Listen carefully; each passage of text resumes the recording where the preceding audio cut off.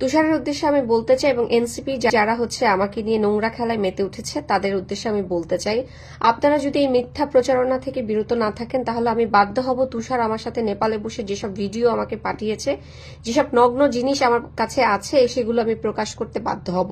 তখন কোথায় গিয়ে আপনারা প্রিটেন্ড করবেন আমি কিন্তু জানি না। আমি ওয়ার্ন করছি, আমি জনসম্মুখে চাই তুষার যেন আমাকে সরি বলে।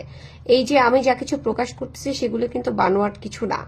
তুষারে যদি ওখানে তার নাম ব্যবহার করতে নাই চাইতো, তার মনের মধ্যে যদি কোনো রকম শয়তানি চিন্তা নাই থাকতো, তাহলে ওখানে সবাই জানে বাংলাদেশের ম্যাক্সিমাম মানুষ যে human rights activist Rezaur Rahman Lenin তিনি আমার বড় ভাই সমতুল্য।